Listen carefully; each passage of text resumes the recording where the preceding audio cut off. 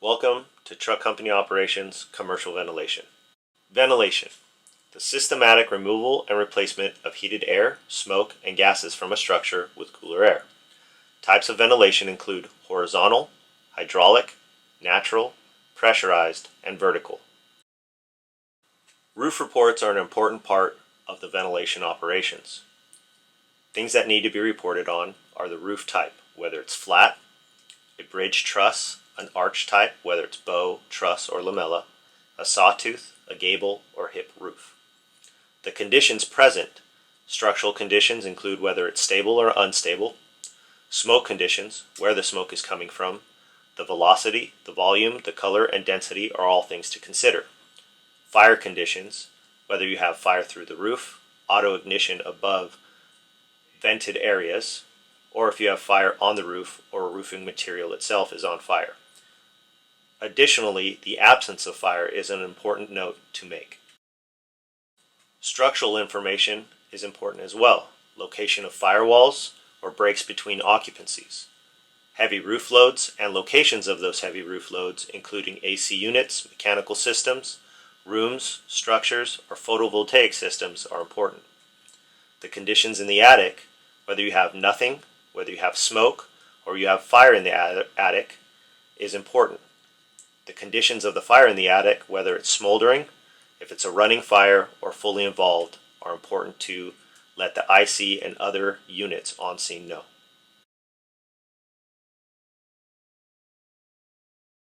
Commercial roofs.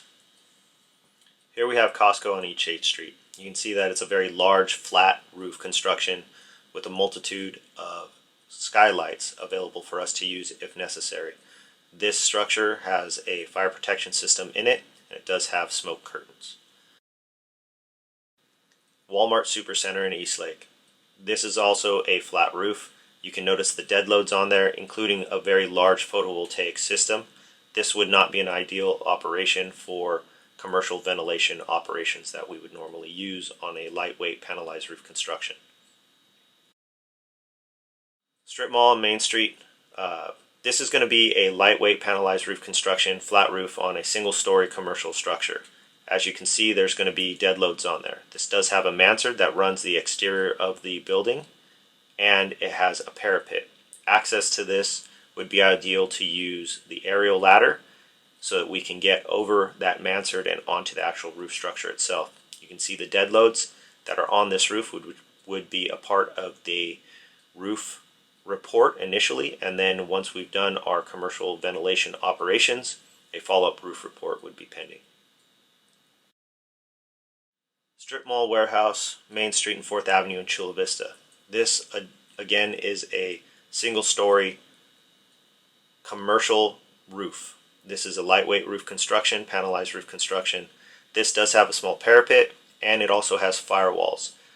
This type of roof construction and structure lends itself to both offensive and defensive commercial ventilation operations. Note the dead loads, note the firewalls, note the small parapet access points on the Alpha, Bravo, Charlie, and Delta sides. If you notice on the Charlie side of this structure, there is a storage unit that backs up to it.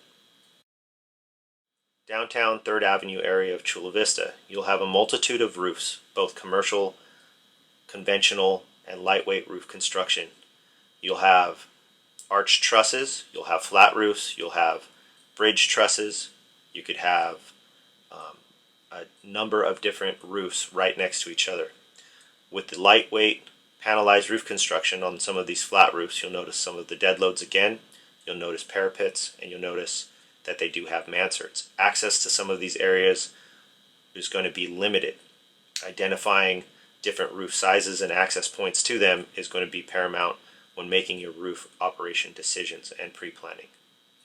On the Charlie side of these structures in that alleyway, access will be limited for aerial operations due to power lines and overhead electrical hazards. Along with that, you'll have a limited area to be able to set up the aerial operations. Actions taken are also an important part of roof reports. An offensive heat hole needs to be coordinated with attack. How large the hole is and where the hole is placed is important. Defensive strip operations are also important, whether you're going to be doing those or not. Additionally, Once your holes have been put in place, exiting the roof should be an essential part of a roof report. SCBA swaps are important to note, retooling, and when you're ready for a new assignment.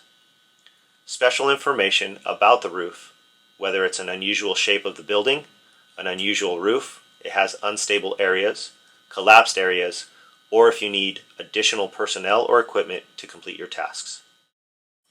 The effect of ventilation is important. Coordinated with the TAC, advise the number of ventilation holes that will be placed. The improvement of interior conditions is part of that coordinated effort with the TAC. Additional holes or extending holes if necessary. Ensuring that attic conditions after your ventilation operations have been put in place. To note smoke, fire, or clear attic. Part of the follow-up roof report should also include if the roof is still stable, if it is unstable, if you ran into issues while cutting your ventilation holes, or if there's instability after the holes were cut. Additionally, noting your next actions, whether extending ventilation, moving to do another ventilation operation, or exiting the roof for reassignment. Crew setup for Pierce straight truck aerial operations.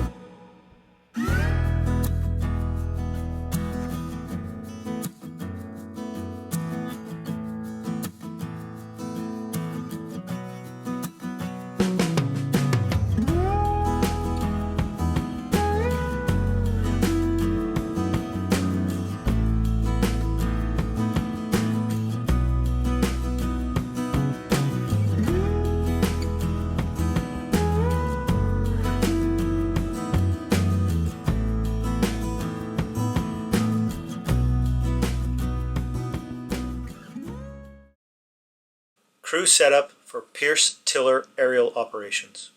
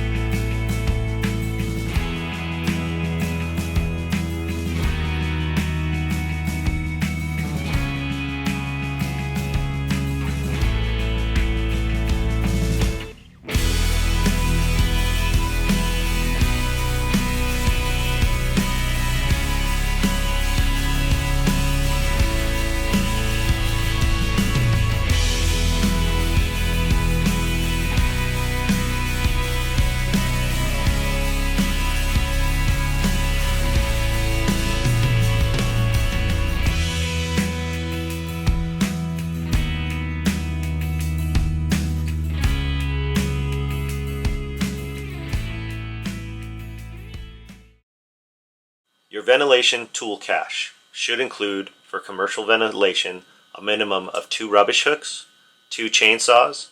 The saw bag should be at a location that is easily accessible, a tick for at least 2 members, and box lights. Additional considerations should include a hose line, additional ladders, a rescue saw, and extra blade. The ventilation operations should commence as follows. The lead hook will lead out. The tool swap will commence once you're at your objective. The tool swap will occur with the tool coming up on the inside and the other tool going out on the outside.